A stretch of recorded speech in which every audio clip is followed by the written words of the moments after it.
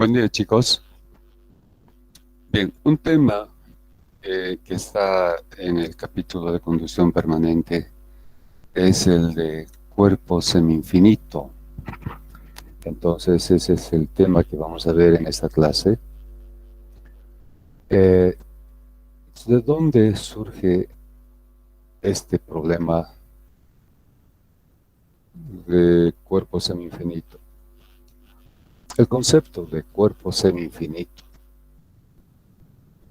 Hay situaciones, por ejemplo, como el caso de... Hay dos casos concretos. El primer caso es el caso del suelo.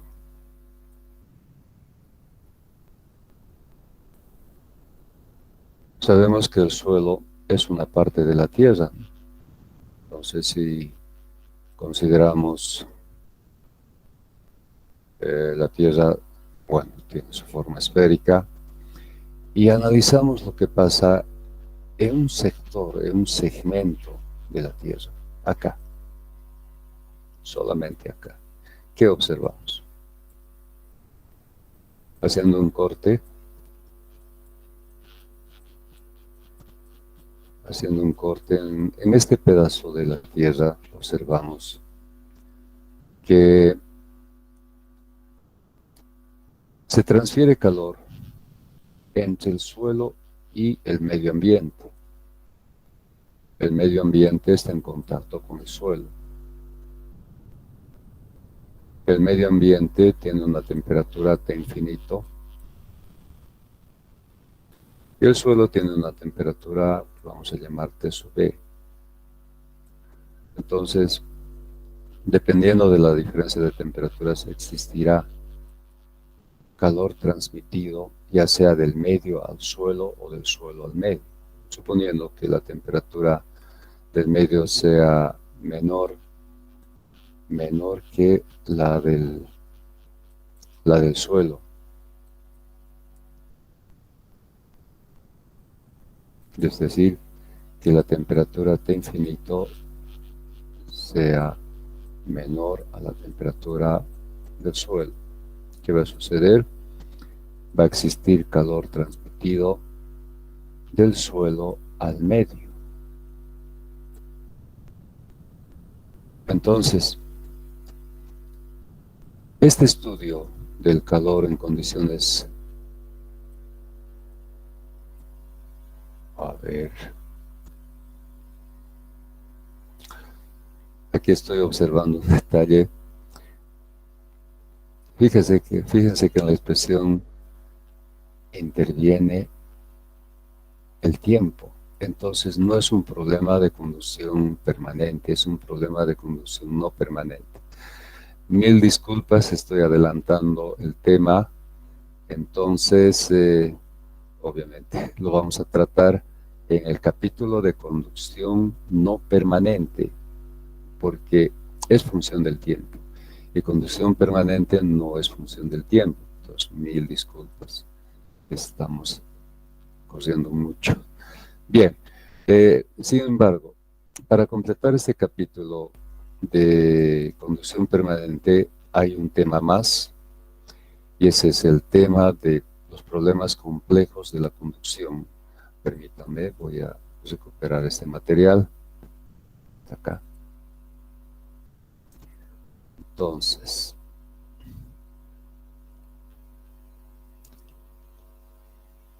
estamos capítulo 2.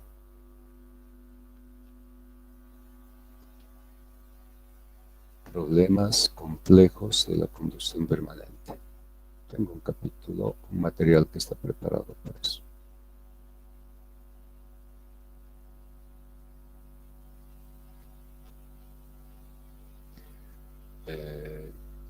Problema, me parece que es este.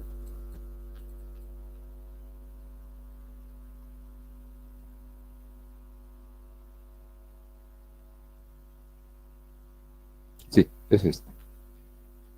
Este es el problema y la teoría vamos a rescatar también. Entonces,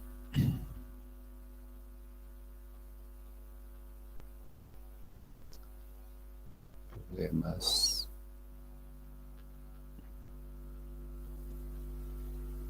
vamos a ver.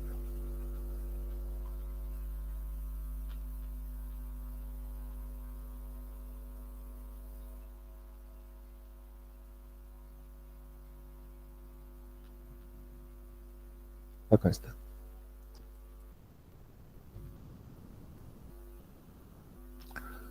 Bien, entonces decía, para completar el capítulo de la conducción permanente, vamos a ver el tema de problemas complejos de la conducción permanente. ¿Por qué se define un problema como problema complejo de la conducción permanente? Es aquel en el que la determinación o cálculo del área de transferencia de calor es muy complicado o hasta imposible. Este caso también se lo identifica como un problema de conducción permanente bidireccional. Entonces, hay casos en los que al querer aplicar la ecuación de Fourier dada de la forma K, área, gradiente de temperatura sobre espesor, el área es lo más complicado.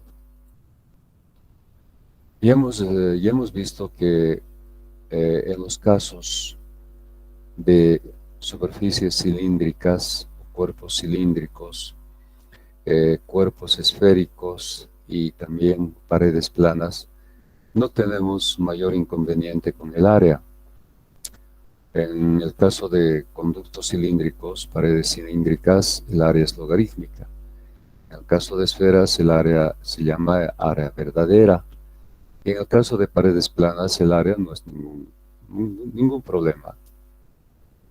Pero hay geometrías en las que sí la determinación de esta área para resolver Fourier es muy complicado.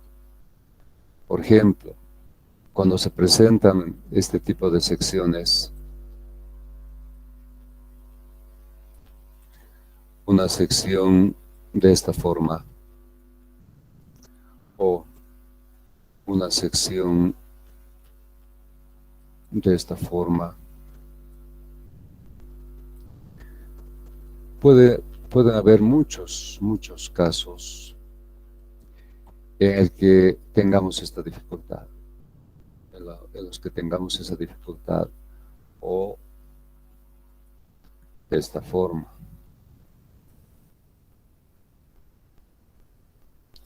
Entonces, el problema es cómo resolver el tema del área.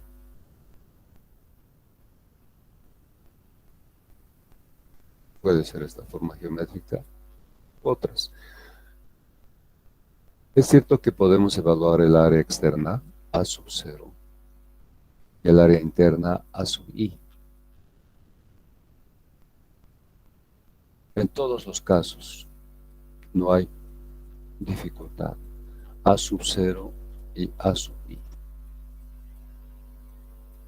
Pero si consideramos un área media a partir de estas dos, es decir, A sub I más A sub 0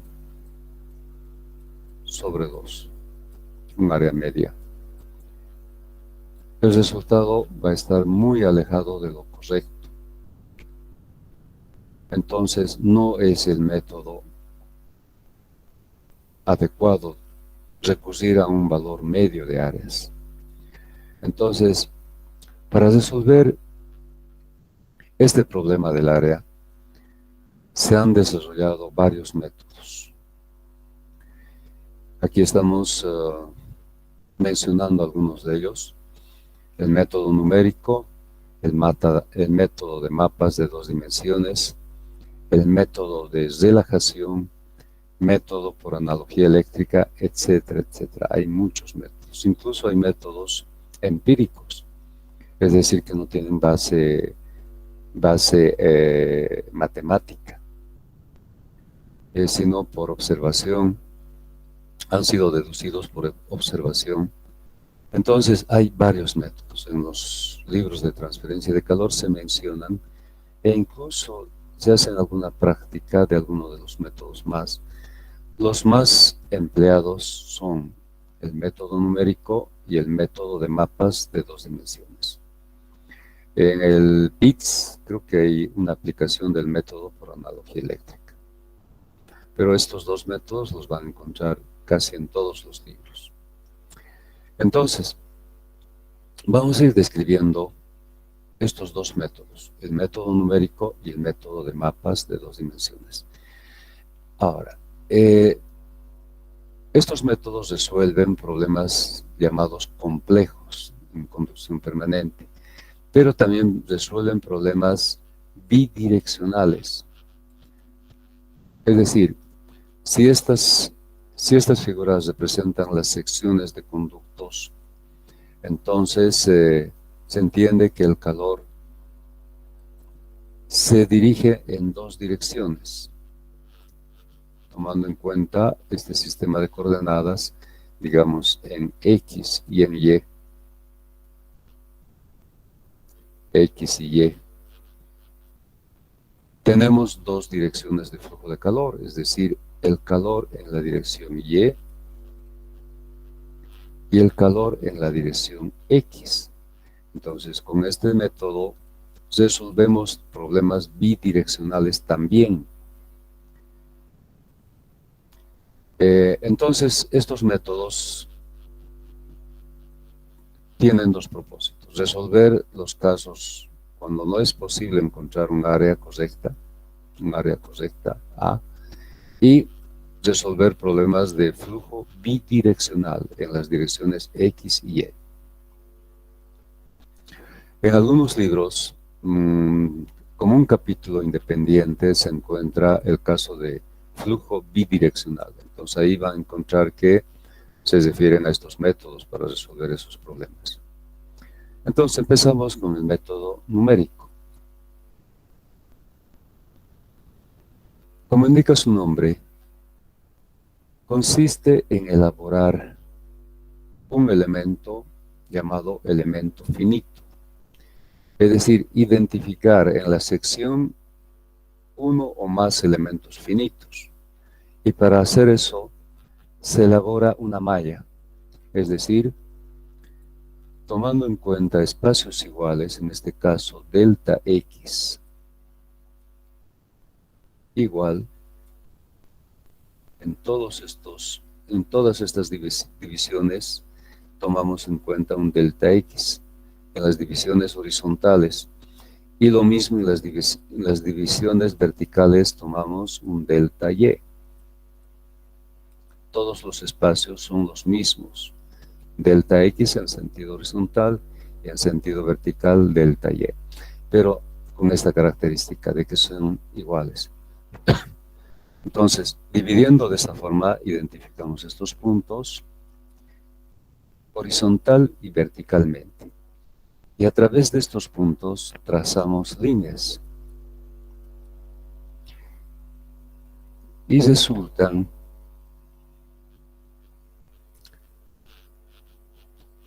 el resultado final de estos trazos es una malla. Líneas verticales y líneas horizontales. Al trazar estas líneas verticales y horizontales, lo que estamos logrando es una malla. En otras palabras, estamos enmallando la sección. ¿Con qué objetivo? Con el objetivo de identificar 2 tipos de puntos o llamados nodos. Los nodos internos, que serían estos. Aquí estamos indicando, el nodo interno es este. Es decir, lo que se encuentra dentro de la sección. Estos son los nodos internos. Y los nodos externos, como indica su nombre, son los nodos que están sobre las superficies. Como esta es la superficie externa, a este nodo se llamará nodo externo de la cara externa. Y aquí también existen nodos. sobre la superficie interna, por eso se llaman nodos externos de la cara interna. Entonces, resulta un elemento que es prácticamente un cuadrado. Como es pequeño, obviamente depende de los valores de delta X igual a delta Y. A este elemento se llama elemento finito. Estamos identificando en el interior de la sección un elemento finito de dimensiones delta X igual a delta Y. Este elemento finito tiene vértices, es decir, claro, es un cuadrado con 4 esquinas. Cada esquina es un nodo. Es un nodo. Entonces, de esta manera identificamos puntos internos, que serían los nodos internos, y también nodos externos. Lo interesante ahora es que la superficie interna tiene nodos internos, bueno, serían nodos externos de la cara interna. Todos estos nodos se encuentran a la temperatura T sub I. Y los nodos externos de la cara externa, todos ellos tienen una temperatura conocida que es T sub 0. Los nodos internos no se conocen. De los nodos internos no se conocen las temperaturas. Entonces, el método numérico nos da un resultado que es conocer las temperaturas de los nodos internos. Ese es el propósito, ese es el objetivo de este método, conocer las temperaturas de los nodos internos, pero conociendo las temperaturas de los nodos externos. Entonces, ese es el resultado que vamos a lograr aplicando el método numérico. En inglés, esta elaboración de mallas se llama netting. En la literatura inglesa se conoce como el netting. Net es malla. Entonces, netting es la acción enmallando o enmallado. Es el netting. Bien, entonces el cuadrado que resulta se llama elemento finito. Aquí tenemos una parte de la sección y tenemos los nodos identificados. Ahora, observando un poquito más, con un poquito más de detalle, tenemos esta parte de la malla cuyas dimensiones son delta X igual a delta Y. Ahora, para encontrar la expresión que nos va a ayudar a hallar las temperaturas desconocidas de los nodos internos, vamos a encontrar una expresión matemática a partir de la aplicación de balance en un punto nodal N. Entonces, en referencia a esta figura, podemos decir, si este es el nodo de interés sobre el cual estamos realizando el análisis, este es el nodo N, está rodeado de nodos que los vamos a identificar como 1, 2, este sería el 3 y este el 4. Entonces, planteamos un balance de energía. Decimos, el calor que se transmite del nodo 1 al nodo N, lo vamos a ilustrar de esta forma. Este calor, más el calor que va del nodo 2 al nodo N, más el calor que va del nodo 3 al nodo N, y más el calor que va del nodo 4 al nodo N, es igual a la energía que llega al nodo N. Aquí tenemos, ¿no? En palabras está descrito el balance calor que se transmite del nodo 1 al nodo N, del 2 al nodo N, del 3 al nodo N y del 4 al nodo N. Es la energía que queda en el nodo N, en forma de sumida. Calor que se dirige de 1 a N, más de 2 a N, más de 3 a N, de 4 a N, es la energía que queda en el nodo N. Bien, ahora, escribimos las expresiones de calor. Por Fourier tenemos K por área por la diferencia de temperaturas entre el nodo 1 y el nodo N sobre el espesor delta X. Para este otro calor, ahora es en la dirección Y, T sub 2 menos T sub N, el espesor es delta Y. El 3 del nodo 3 al nodo N es en la dirección X, temperatura 3 menos temperatura del nodo N sobre delta X, y así. Encontramos las 4 expresiones de calor transmitido y reemplazamos. Aquí ya mostramos el resultado final. Entonces, ¿cómo hemos hecho esto? Es simplemente reemplazar en cada uno de los términos las expresiones. Es decir, K por área en X por la diferencia de temperatura, T sub 1 menos T sub N sobre delta X más esta otra expresión de calor, K por A sub Y en la dirección Y por la diferencia de temperaturas, T sub 2 menos T sub N sobre delta Y. Y así. Entonces vamos reemplazando e igualando al calor o a la energía que llega al nodo N. Pero aquí hay algo importante. N se lo considera como un sumidero de calor. El principio básico de la conducción es que, por ejemplo, cuando tenemos dos paredes en serie, el calor a través de toda esta pared simplemente es igual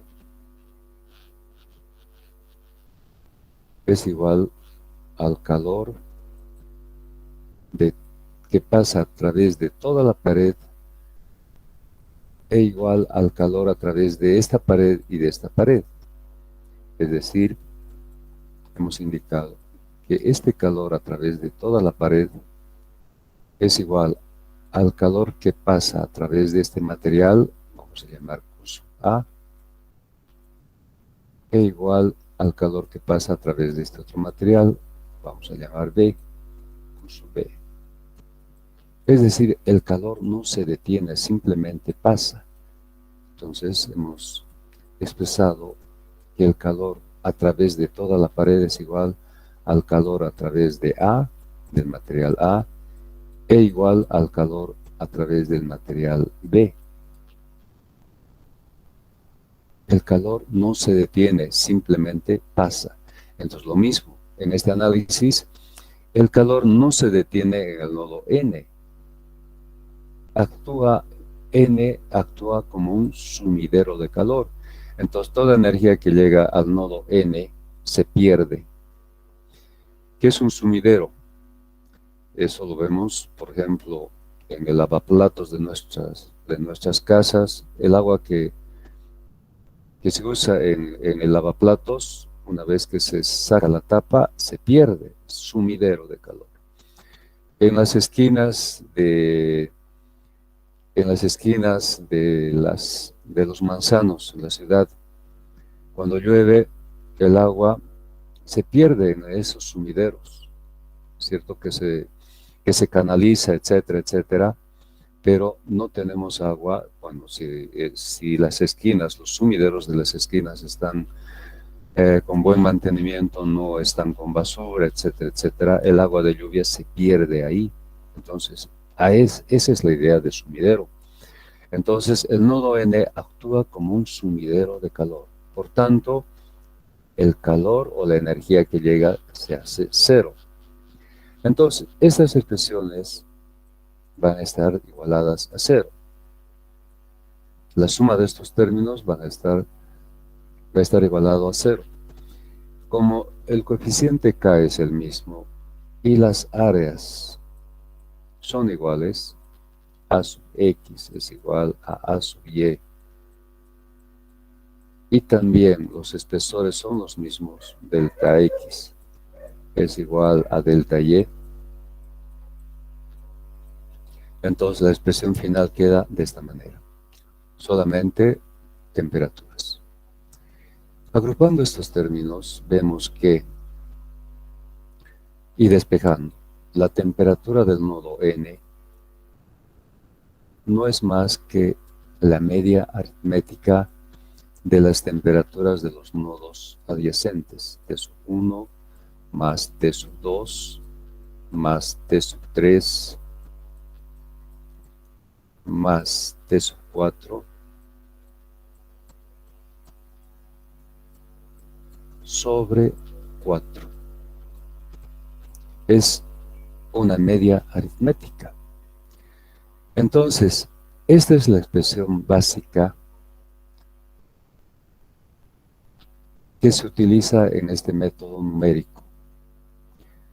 La temperatura de cualquier nodo se puede hallar como la media aritmética de las temperaturas de los nodos adyacentes. Entonces, mediante esta expresión podemos plantear ecuaciones, sistemas de ecuaciones para todos los nodos internos. Y resolviendo ese sistema de ecuaciones, pues hallamos las incógnitas que se refieren a las temperaturas de los nodos internos. Entonces, eso es lo que decimos aquí. Este método nos da la distribución de temperaturas en el interior de un cuerpo, conociendo las temperaturas T sub I y T sub 0 de las caras externas y las dimensiones del cuerpo.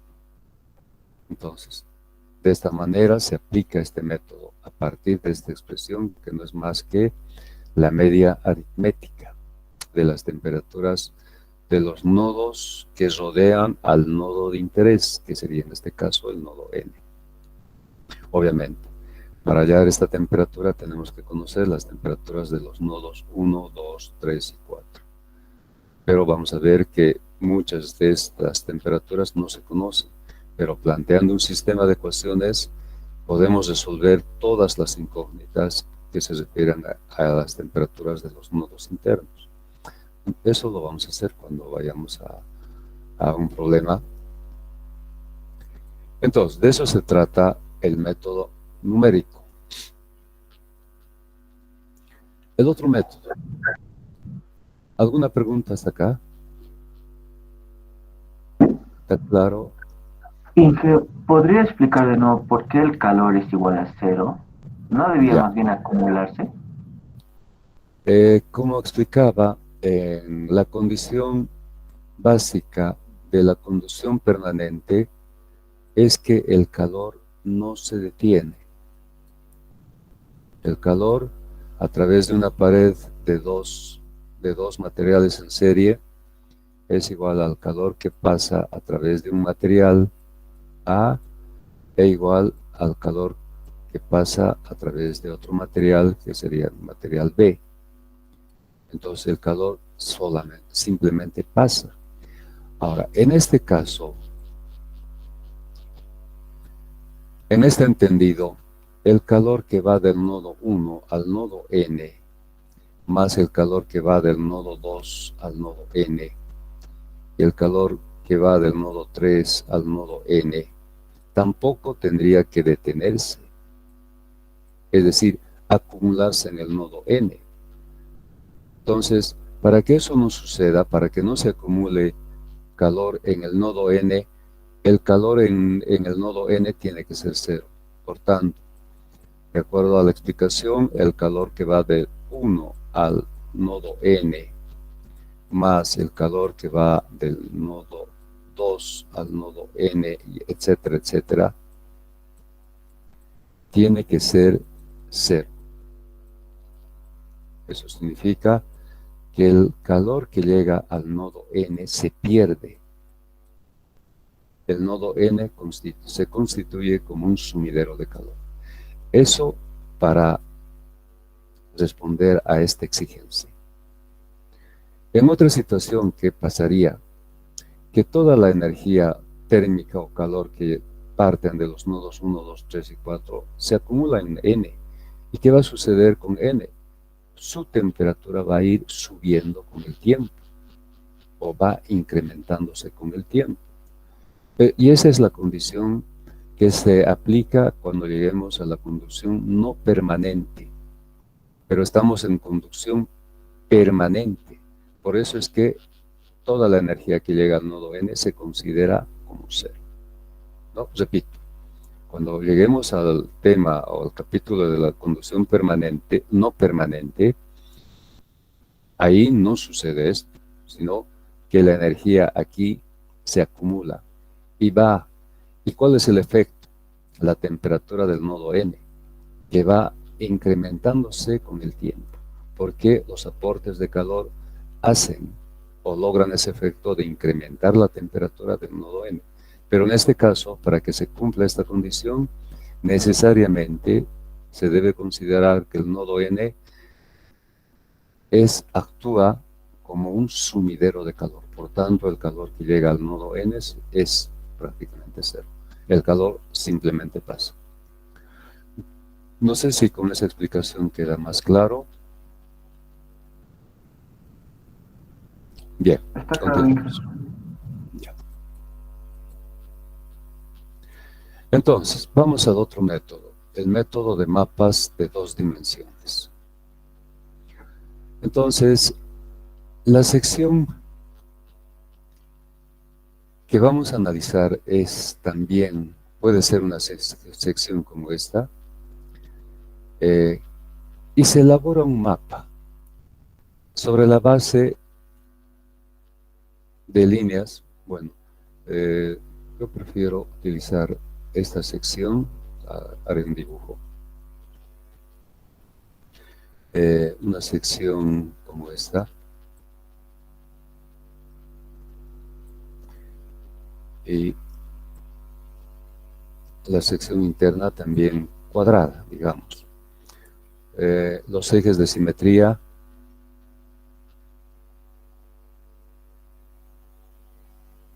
de esta manera. Voy a prolongar. Estos son los ejes de simetría. Como hay simetría en esta sección, entonces lo que sucede con la cuarta parte de la sección sucede con las demás cuartas partes. Por eso es que se analiza solamente una cuarta parte de la sección, digamos, esta parte. Ahora, para elaborar el mapa, muy similar a lo que hice anteriormente, divido este espesor en partes iguales, digamos, en 4 partes. Y cada parte es delta X. Y en sentido vertical también voy a dividir en 4 partes. Bueno, dependiendo de las dimensiones, puede resultar 3 partes y aquí 4 partes. Todo depende de las dimensiones. Ahora, en sentido vertical, cada parte es delta Y. Y en sentido horizontal, cada parte es delta X. La característica, como anteriormente, es que delta X es igual a delta Y. En el método numérico, a partir de estos puntos, hemos trazado líneas verticales y líneas horizontales para conseguir una malla, ¿verdad? Y el elemento básico de la malla es un elemento finito. Pero ahora lo que hago es trazar curvas. Voy a trazar y voy a explicar por qué lo estoy haciendo de esta forma. A partir de este punto voy a trazar una curva. Bueno, aquí también 4 partes. Bien, tengo una curva.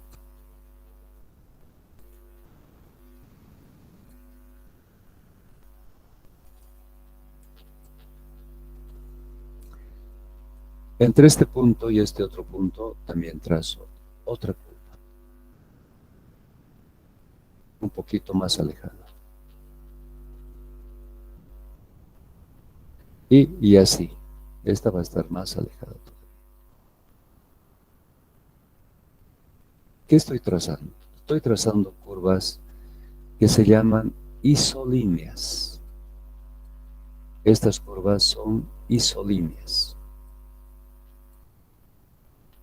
Iso significa lo mismo, pero son lo mismo en el sentido de que lo que representan es lo mismo. A ver, para que tenga una idea, estas isolíneas se elaboran en muchas áreas, por ejemplo, en topografía. Queremos representar una montaña en un plano. Esta es la montaña.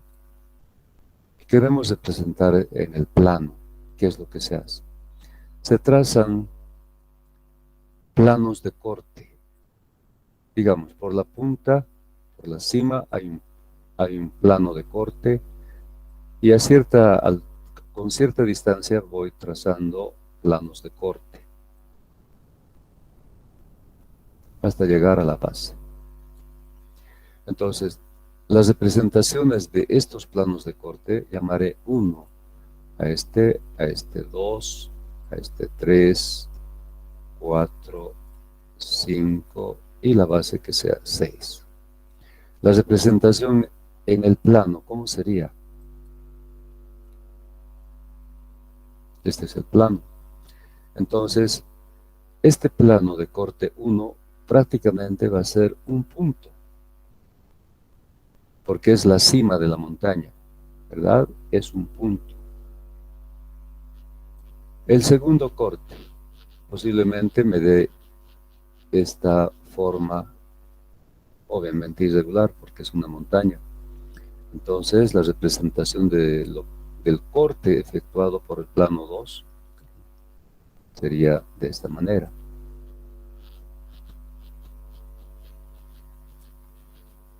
Dos. El plano de corte 3 tal vez sea así. 4. Plano de corte 4.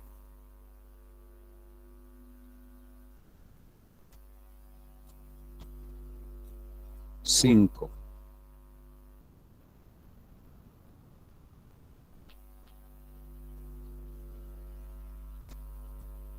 Y 6. Es la base. 6 es el plano de corte en la base. De esa manera yo represento en el plano a esta montaña. Y lo interesante es que yo puedo identificar las alturas. Digamos que esta altura, a partir de esta base, tenga 5.000 metros. La altura de esta montaña, obviamente que tendría que ser el nivel del mar, ¿no? Pero el nivel del mar, digamos que esté acá. Entonces, sobre una cierta altura, entonces estoy midiendo, que no sea tanto, que sea 500 metros. A partir del nivel del mar podría llegar a unos 5.000 metros o 4.000, pero es nivel del mar, ¿no? Y esta referencia no es el nivel del mar. A esta altura yo estoy considerando 0. Entonces, 500 metros. Entonces, puedo identificar esta altura respecto de este nivel de referencia como 500. 500. He hecho cuántos planos de corte, 1, 2, 3, a partir de la base, 1, 2, 3, 4, 5. Cada 100 metros, si se dan cuenta, estoy definiendo planos. Cada 100 metros. Entonces, si esto es 500, este corte será 400. Este otro corte será 300. Bueno, no se nota mucho. 200, 100 y el plano de referencia es 0. Entonces, estoy identificando los planos de corte y con altura. Este punto que representa el pico es 500, luego viene 400, luego 300, 200, 100. A estas líneas las llamo isolíneas. Isolíneas. ¿Por qué isolíneas? Porque representan la misma altura. Por ejemplo, la segunda representa una altura de 400 metros, la tercera 300 metros. Es decir, cualquier punto ubicado sobre esta curva, que es el corte efectuado, cualquier punto está a la misma altura. Por eso se llama isolínea. Iso significa lo mismo. Entonces, volviendo a lo nuestro. Estas curvas trazadas representan isolíneas, pero estamos en el campo térmico. Representan temperaturas. Entonces, si se conoce la temperatura de esta superficie, vamos a llamar T sub I, y también la temperatura de la superficie externa, llamamos T sub 0, esta isoterma se hallará a la temperatura T sub 1.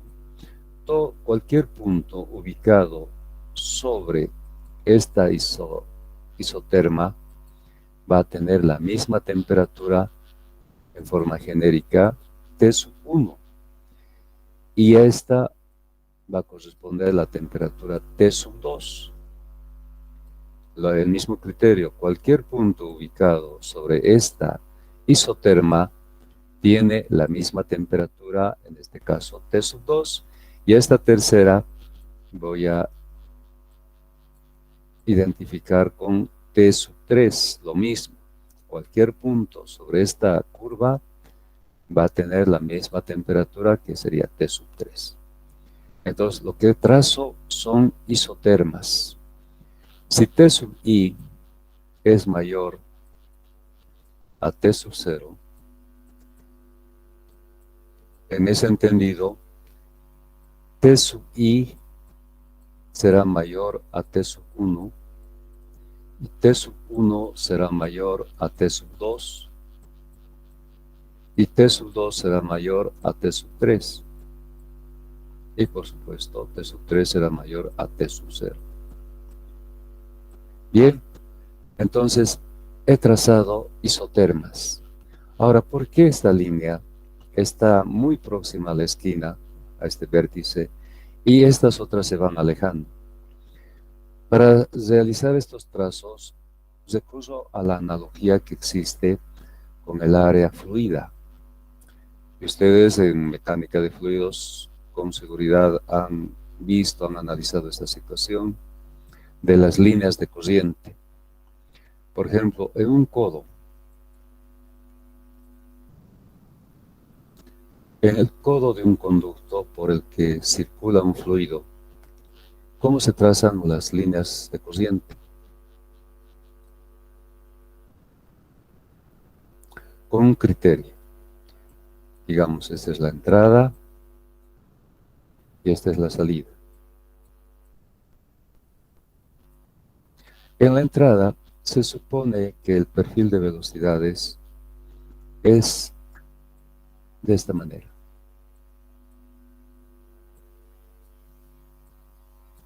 Bien, es un perfil de velocidades, digamos,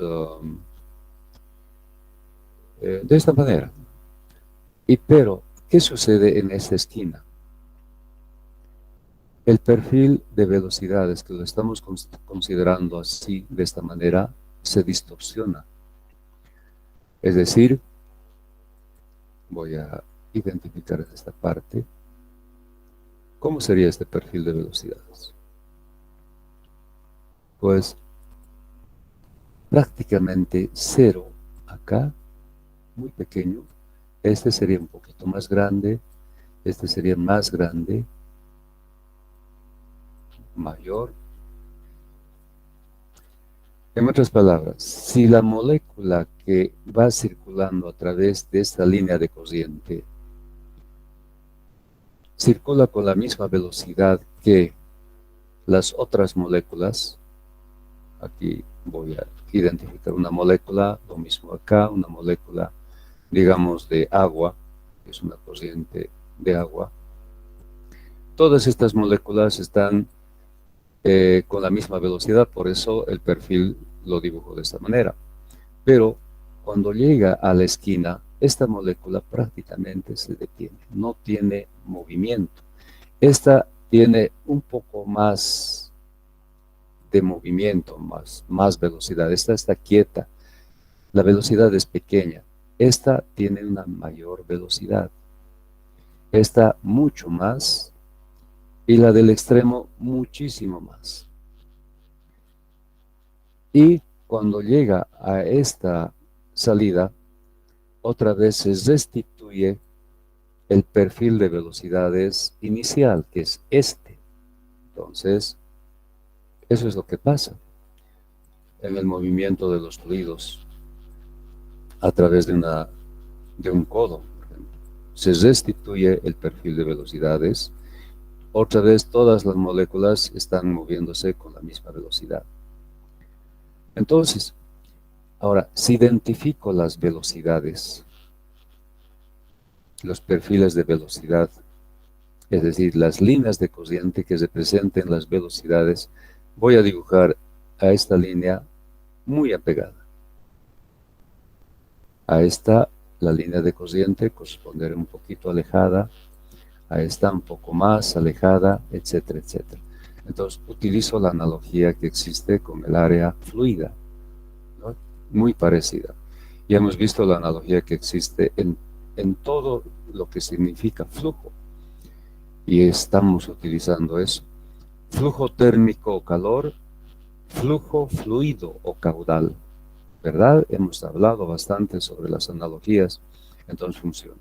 Entonces, estas líneas dibujadas son similares a las líneas de corriente. Y esto también ustedes lo han practicado. Siempre me gusta referirme a esto porque, bueno, me imagino que todos ustedes han hecho, la mayoría han hecho servicio premilitar. Entonces, en la formación de escuadras, ¿cómo era su movimiento? Nos imaginaremos premilitares aquí, están en un desfile y tienen que hacer esta conversión, este giro. Al final, la escuadra debe mantenerse alineada, ¿verdad? Cuando se pasa a la esquina, otra vez, si aquí están alineados, lo mismo aquí, pero en esta parte, ¿están alineados? No están alineados. ¿Cómo hacen el giro? Esta persona o este premilitar simplemente gira sin moverse, es decir, sin desplazarse, solamente hace un movimiento de giro en su mismo lugar. Este se desplaza con un poquito de velocidad, este con un poquito más de velocidad, y este prácticamente corre para que cuando se llegue a este lugar, que sería, digamos, la salida, esté alineado con el resto de sus compañeros. Entonces, este premilitar va a moverse con más velocidad, el que le sigue con menos velocidad y así, y este prácticamente no se desplaza, simplemente gira, ¿no? Y cuando una vez estén alineados, están, bueno, la velocidad con la que se desplazan es la misma para estar alineados como escuadra. Entonces la analogía se da en muchos campos, estamos recurriendo a esa analogía que es muy bonita y ustedes la han practicado, en la marcha en escuadras, el alineamiento, etcétera, ustedes lo han practicado. Entonces, esa es la analogía que se utiliza para realizar estos trazos de las isotermas. Bien, pero el mapa no está completo. Y para que esté completo debemos trazar líneas ahora a partir de estos puntos. Y los hemos utilizado a estos puntos y a estos puntos.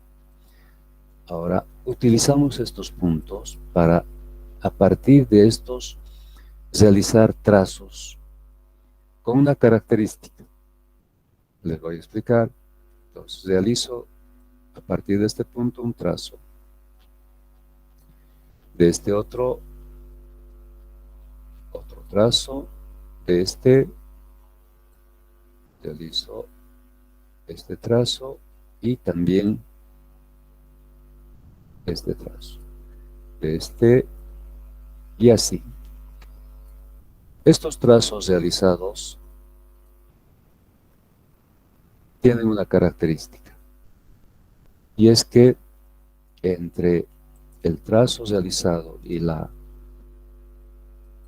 isoterma debe formarse un ángulo de 90 grados. Esa es la característica. Por eso es que conseguimos los llamados cuadrados curvilíneos. Entre línea trazada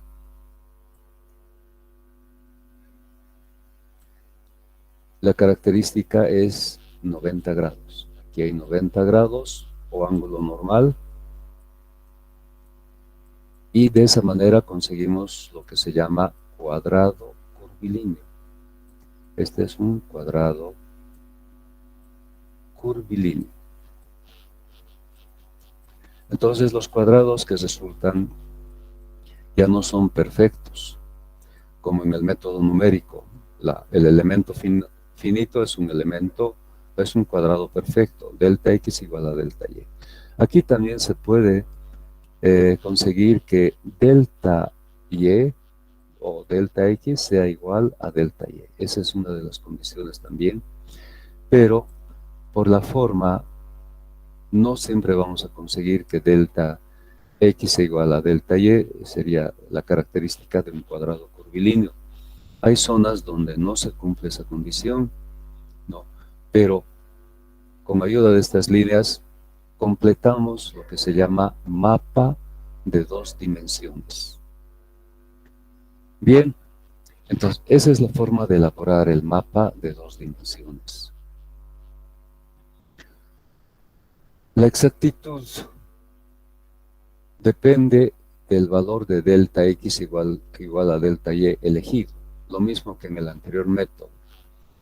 Si elegimos un delta x igual a delta y grande, la cantidad de nodos internos va a ser pequeña, por tanto la información conseguida va a ser muy pobre, muy pequeña. Pero si elegimos un delta x igual a delta y pequeño, la cantidad de nodos internos en el método numérico va a ser grande. Al resolver esas incógnitas que se refieren a las temperaturas internas, vamos a tener mucha información.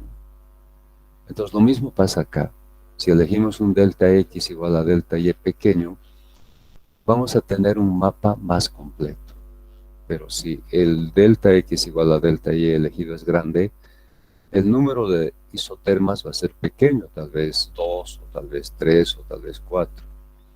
Y correspondientemente estas líneas que representan, vamos a ver, a flujos de calor, va a ser más pequeño, es decir, en menor número. Entonces ese mapa va a ser aproximado.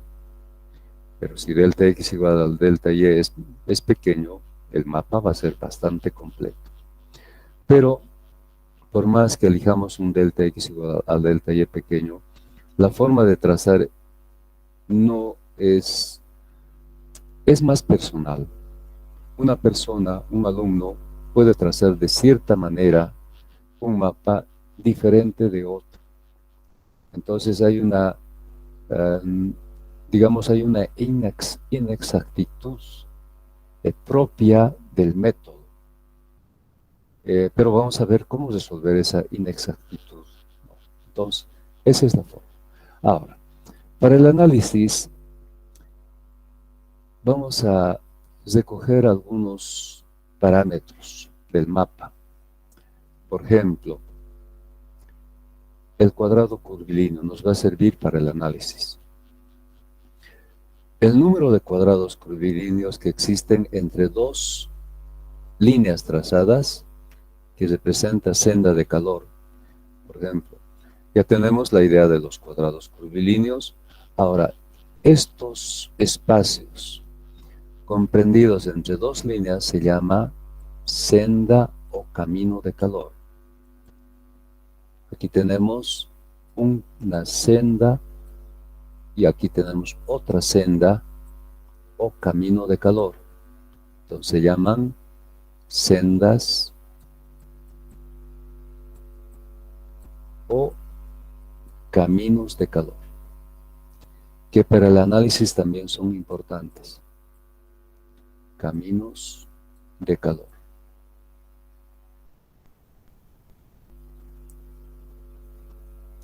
Entonces, entre dos líneas que se llaman líneas de flujo, tenemos una senda de calor, que puede estar constituido por una cantidad de cuadrados curvilíneos.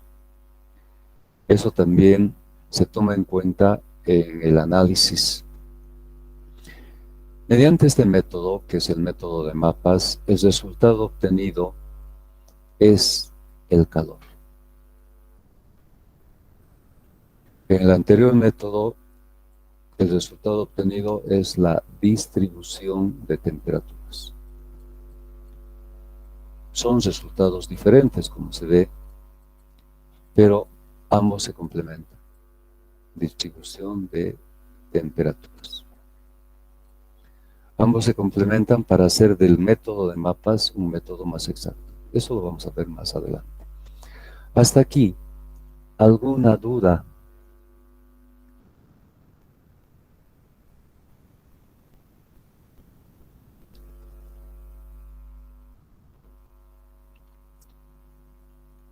Bien, continuamos entonces.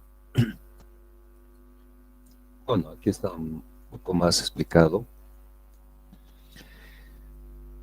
Entonces, aquí tenemos un cuadrado curvilíneo donde tenemos isotermas. T1 y T2 son las isotermas y AC y BC son las líneas de flujo. La característica es que en este cuadrado delta X sea igual a delta Y y los ángulos son normales. La intersección es de 90 grados. Aquí estamos explicando, entre dos líneas de flujo tenemos una senda o camino de calor. Bien, empezamos el análisis en un cuadrado curvilíneo.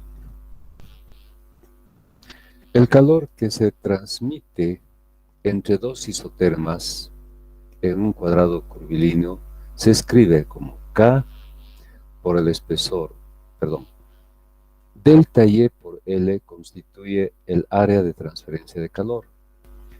No perdamos de vista de que es una sección de un conducto, es decir, por ejemplo, si es una sección cuadrada, entendemos que el conducto es de esta forma.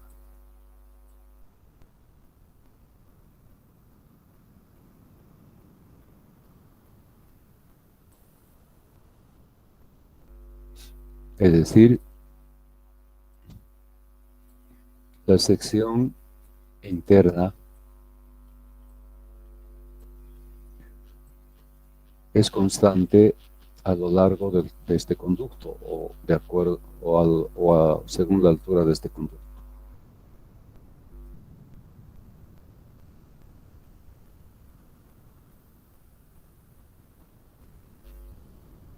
Internamente, decía, la sección es constante.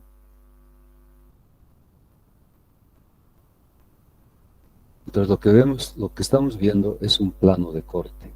Digamos, se ha hecho un corte acá.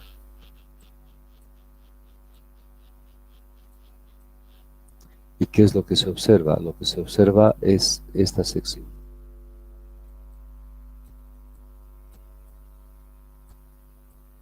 Aquí estamos trabajando, en esta sección, Por tanto, el área de transferencia de calor, ¿cómo va a ser?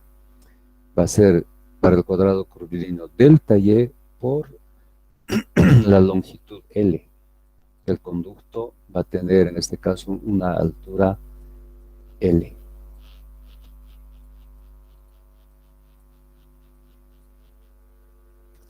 Entonces, de esa manera entendemos el área de transferencia de calor. Para el cuadrado curvilíneo, una dimensión es delta Y y la otra es L.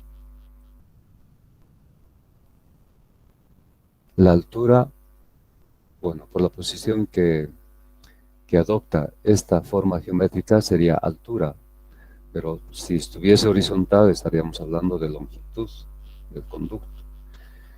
Entonces nos imaginamos como una chimenea que tiene esta sección cuadrada y tiene una altura L. Por tanto, el área que se está considerando, el área para el cuadrado curvilíneo, el área de transferencia de calor, es el producto delta Y por L. Y esto es el área de transferencia de calor para el calor Q1, delta Y por L. Por la diferencia de temperaturas, las temperaturas de las dos isotermas y sobre el espesor delta X. Entonces, este es el calor que se transmite en un cuadrado curvilíneo. Ahora, como la senda de calor está conformada por varios cuadrados curvilíneos, esta expresión es para un cuadrado curvilíneo. Hay una relación de diferencia de temperatura sobre número de cuadrados. Es para un cuadrado.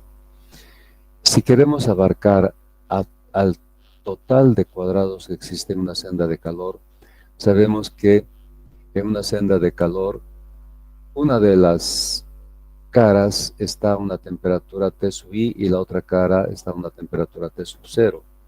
Pero entre esas dos caras, la cara interna, la cara externa, bueno, ya borré la figura en la que nos estábamos basando, pero más o menos el criterio. En esa senda de calor, la cara real interna está a la temperatura T sub I y la cara externa real está a la temperatura T sub 0. Entre T sub I y T sub 0 hay una cantidad de cuadrados curvilíneos. Entonces, esta relación toma en cuenta. Existe una diferencia de temperaturas T sub 2 menos T sub 1 para un cuadrado curvilíneo. Esta relación debe ser igual a la relación entre T sub I y T sub 0, T sub I menos T sub 0, hay una cantidad de cuadrados curvilíneos N sub CS. Entonces, esta es la cantidad de cuadrados que existe en la senda de calor. Entonces, el calor a través de una senda de calor, estamos escribiendo de esta manera, la hallamos o lo hallamos simplemente reemplazando para esta expresión esta otra. Y de esa manera tenemos la expresión de calor para una senda de calor, en función de la diferencia de temperaturas y del número de cuadrados que existen en la senda. Agrupamos de esta manera y tenemos así una expresión de calor por unidad de longitud del conducto. K por la diferencia de temperatura sobre el número de cuadrados por una senda de calor. Pero en la sección hay más de una senda de calor. Entonces, para abarcar a todas las sendas de calor, simplemente multiplicamos por la cantidad de sendas de calor la expresión que es para una sola senda de calor. Calor para una sola senda. Para n sendas que existen, simplemente multiplicamos. Y de esa manera llegamos a una expresión de calor por unidad de longitud, que es función del número de sendas y el número de cuadrados curvilíneos por senda. A esta relación se llama factor de forma para la conducción o simplemente factor geométrico. Entonces, este factor depende del mapa, depende de la construcción, de la exactitud del mapa, porque de esa exactitud vamos a tener también un número exacto de sendas y un número exacto de cuadrados curvilíneos por senda. En realidad, este denominador es un promedio, porque podrán imaginar que según las sendas de calor, no en todos tenemos la misma cantidad de cuadrados curvilíneos. Por ejemplo, observando esta figura. Aquí podemos encontrar 1, 2, 3, 4, pero este no es completo. Aquí aproximadamente 1, 2, 3, 4, aquí sí podemos decir que hay 5 cuadrados curvilíneos, pero en este no es completo. Aquí este cuadrado no es completo, casi es la mitad, pero estos otros aproximadamente sí. Podemos decir que hay 1, 2, 3, 4 y medio. Aquí hay 5, estamos suponiendo. Y así, este es el más crítico. Aquí podemos decir que hay 1, 2 cuadrados curvilíneos. Este ya supera a un cuadrado curvilíneo, podemos decir que es 1 más una fracción. Y este lo podemos desglosar tal vez en 1 y 1 y medio, no sé. Entonces, aquí se hacen apreciaciones y de esa manera resulta que en cada senda de calor no existe la misma cantidad de cuadrados curvilíneos, se va haciendo aproximaciones. Podemos decir aquí hay, digamos, 1, 2, 3, 4, 6. 6, aquí hay 5, 5,5, aquí hay 5,2, aquí hay 4,3, etcétera, etcétera. Entonces, haciendo un promedio de esa cantidad de cuadrados por senda, tenemos una cantidad que constituye el denominador de esta expresión. Entonces, este método es cierto, está sujeto a una serie de errores. Decía, una persona puede, perdón, un momentito, puede dibujar el mapa de una manera un poquito diferente que otra persona, y de ahí puede resultar un factor diferente. Entonces, es susceptible a una serie de errores. Bien. Entonces, su exactitud depende de la exactitud del mapa elaborado. Entonces, mediante este método, se puede obtener el calor por unidad de longitud, calor transferido, y también se puede conocer el valor de las isotermas de acuerdo a esta expresión. Entonces, de acuerdo a esta expresión, se puede conocer una isoterma desconocida, obviamente, para resolver a través de esta expresión. Por ejemplo, T sub 1 tendría que ser conocida, y además de T sub I y T sub 0, además el número de sendas. Y T sub 2 puede constituirse en una incógnita. Entonces, a través de esta expresión se puede hallar el valor de las isotermas que están en el mapa, comprendidas entre T sub I y T sub 0. Entonces, se puede obtener con este método dos resultados: el calor por unidad de longitud y el valor de las isotermas. Ahora, este método de mapas se puede convertir en un método exacto complementando con el método por el método numérico. Me explico. Hemos visto que con el método numérico podemos encontrar las temperaturas de los nodos internos. Entonces, vamos a suponer que han sido por este método conocidos las temperaturas, digamos, de este nodo. En realidad, las temperaturas de todos los nodos. Hemos conocido, resolviendo el sistema de ecuaciones, las temperaturas de todos los nodos internos. Como tenemos los resultados,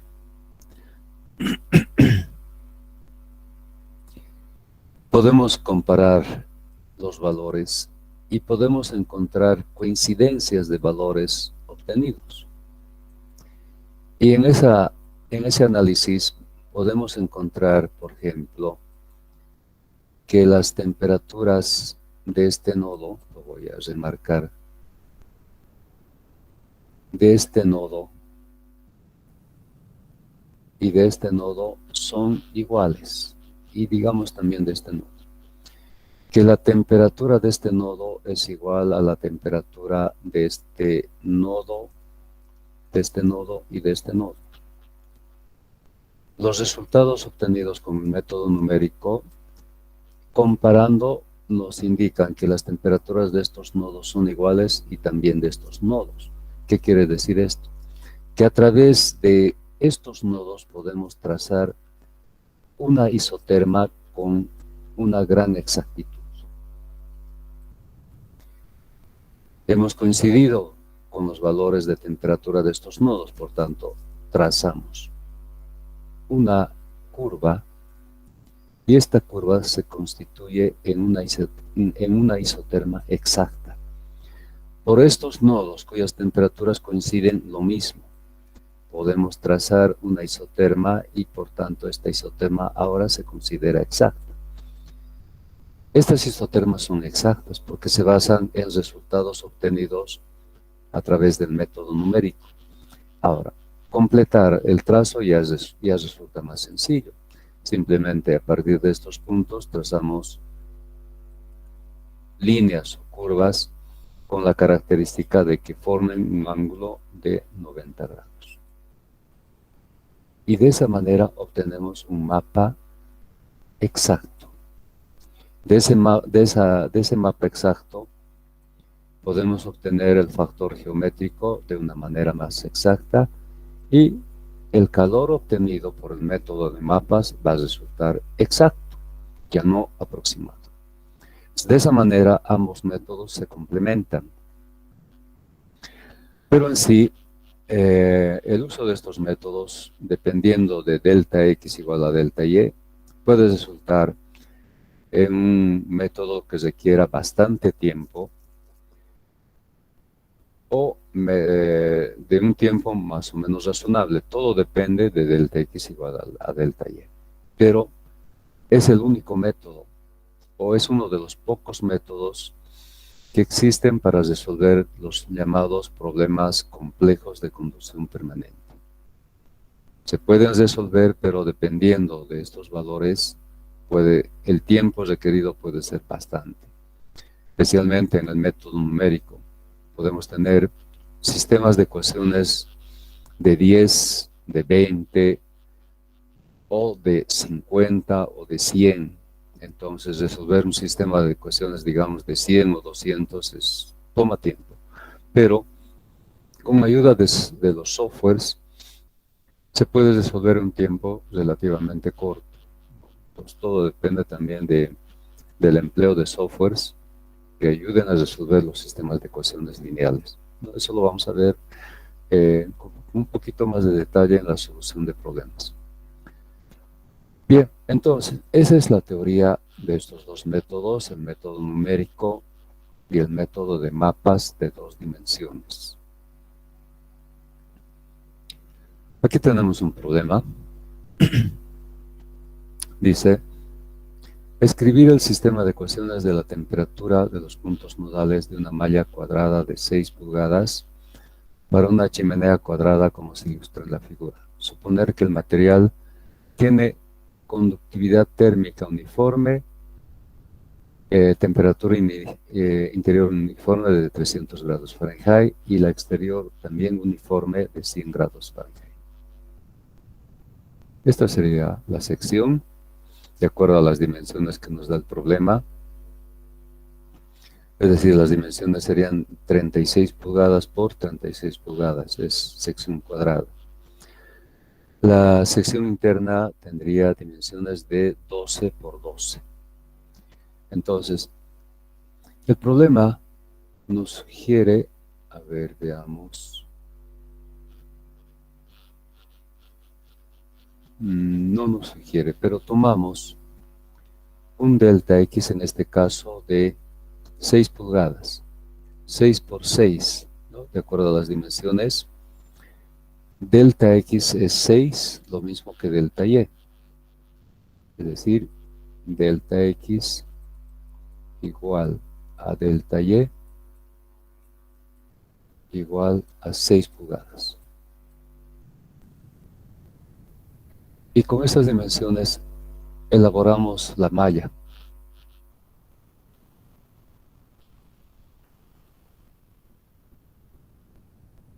Elaboramos la malla, consiguiendo estos nodos internos que serían A, B, C y sus simétricos B' y C'.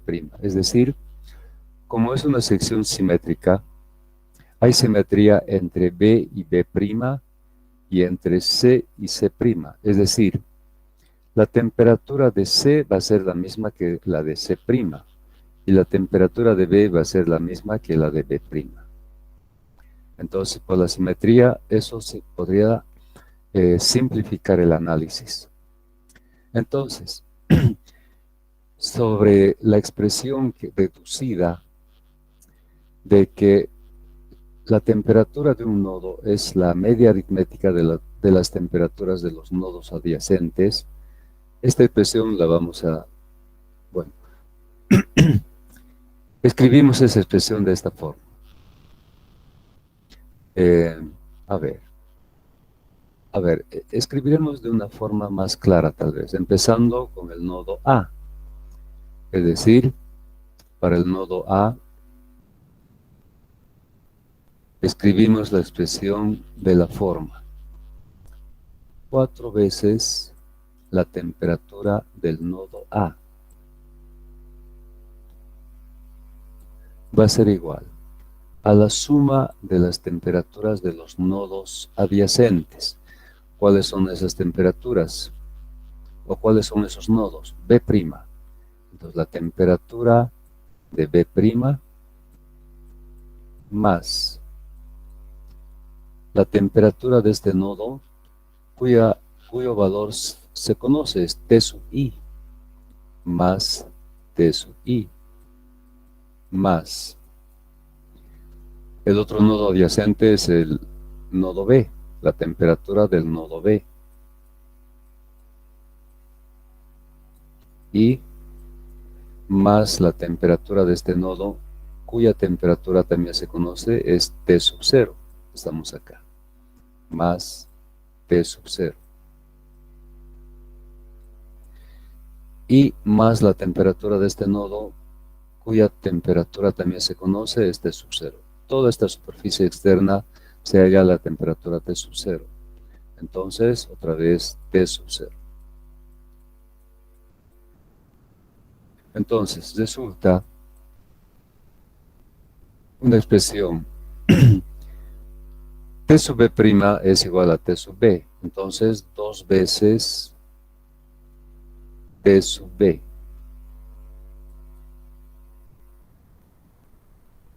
A ver, estamos en el nodo A. T sub B' más T sub B, 2 veces T sub B. 2 veces T sub B. Más T sub I, conocido, y más 2 veces T sub 0. ¿Y por qué la temperatura interna igual está ahí? ¿No debía ser solo 4 temperaturas? A ver, repasando. 4 veces la temperatura de A es igual a la temperatura de B' más la temperatura de B. De acuerdo, esto está de más, ¿cierto? Tienes razón, esto está de más. Entonces, a ver, haremos otra vez un repaso. Los nodos adyacentes a A son B', B, este nodo externo y este nodo externo. Ahora sí. Entonces, la temperatura de B' más la temperatura de B más la temperatura de este nodo que es T sub 0 y más T sub 0. Entonces, tendríamos 2 veces T sub B más 2 veces T sub 0. Entonces, esto está de más.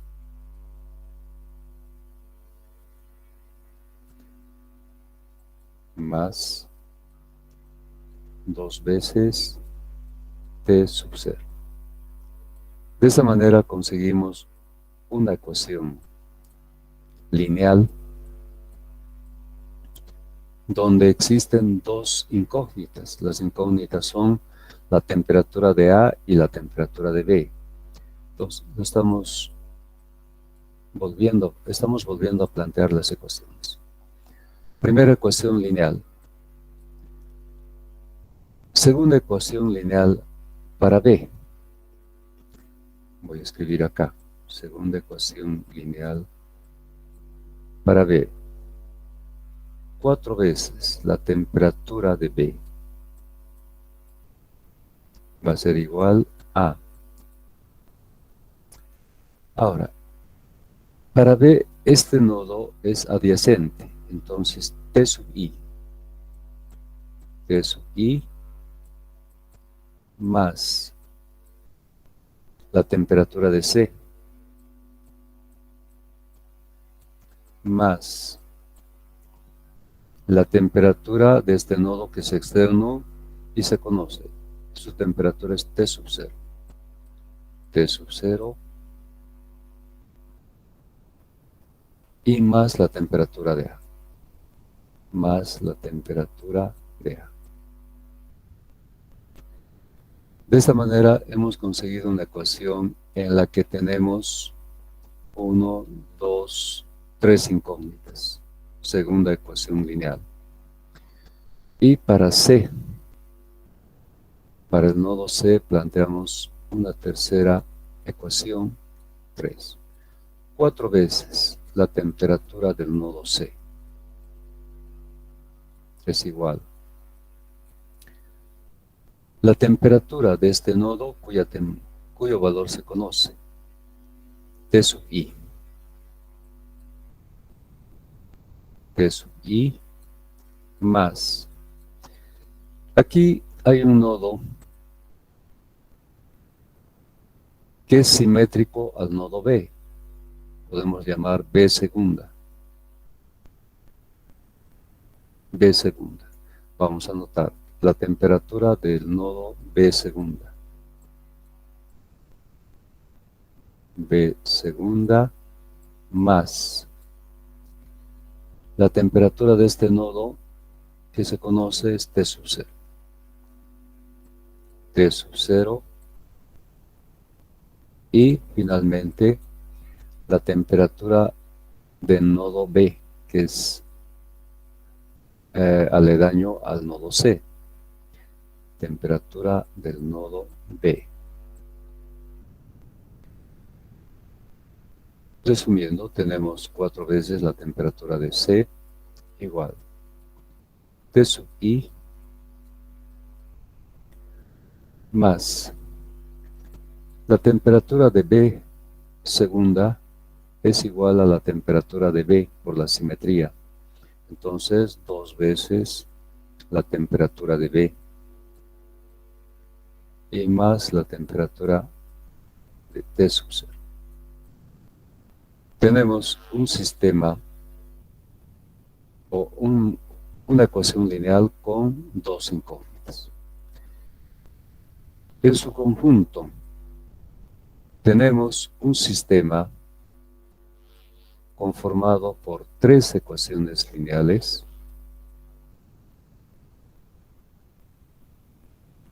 Se trata de 3 ecuaciones lineales. Ecuaciones lineales. ¿Con cuántas incógnitas? Con 3 incógnitas. Con 3 incógnitas. Un sistema en el que coincide el número de ecuaciones con el número de incógnitas, ¿se puede resolver? Se puede. Entonces, la solución de este sistema de ecuaciones van a ser las temperaturas desconocidas. La solución de este sistema de ecuaciones lineales va a ser las temperaturas de los nodos A, B y C. Entonces, de esa manera, con este método podemos conocer las temperaturas de los nodos internos. Es cierto que es una información pobre, apenas de 3 nodos internos, pero todo se basa en esta situación en que se ha elegido un delta X igual a delta Y de 6 pulgadas.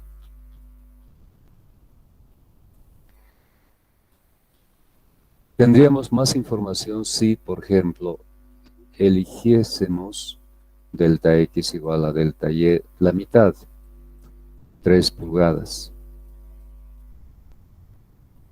O eligiésemos 1 pulgada. Ahí sí habría más información de los puntos interiores, es decir, de los nodos interiores, que se traducen en una mayor cantidad de nodos internos si eligiésemos 1 pulgada. Por supuesto que la cantidad de ecuaciones planteadas también sería mucho más, y la solución tendría que ser tal vez mediante un software. Existen softwares para resolver sistemas de ecuaciones lineales. Entonces no es en realidad un problema. El problema es plantear el sistema de ecuaciones y llevarlo al software. Entonces se ve con claridad que, de acuerdo a lo que queremos, podemos obtener más información o menos información. Todo depende del delta X igual a delta Y elegido. En este caso es muy poca la información, apenas son la obtención de 3 temperaturas de estos 3 nodos A, B y C. Entonces se da la solución y se encuentran los valores de los 3 nodos. Vamos a ver un poquito más abajo. Aquí están las 3 temperaturas. La temperatura del nodo A, 141,7, la temperatura del nodo B, 183,3 y la del nodo C, 191,7. Bien, ¿alguna pregunta hasta acá? Bueno, aquí hay un problema propuesto. Esto es para que ustedes lo resuelvan. La sección cuadrada es de 36 por 36, el orificio es 12 por 12, similar al problema anterior, pero ahora, delta X debe ser igual a delta Y, debe ser de 3 pulgadas, prácticamente la mitad. Entonces, lo que se pide es, por el método analítico, calcular las temperaturas de los nodos internos, va a resultar más. Encontrar las isotermas, elaborar un mapa de 2 dimensiones y cuando se tenga el mapa ya exacto, completo, hallar el calor perdido en kilocalorías por hora y por metro. Entonces, este es un problema propuesto para que, bueno, obviamente los que tengan interés los resuelvan y van a tener una práctica de este tipo de problemas que les conviene, ¿no? Entonces, eso queda ya, digamos, a voluntad de ustedes. Bien, estamos sobre la hora. Eso sería todo por la clase de hoy. Y con esto estamos concluyendo el tema de conducción permanente. La siguiente clase, la siguiente semana, vamos a entrar al siguiente capítulo, que es conducción no permanente. Entonces, eso es todo por esta clase. Nos encontramos el día lunes.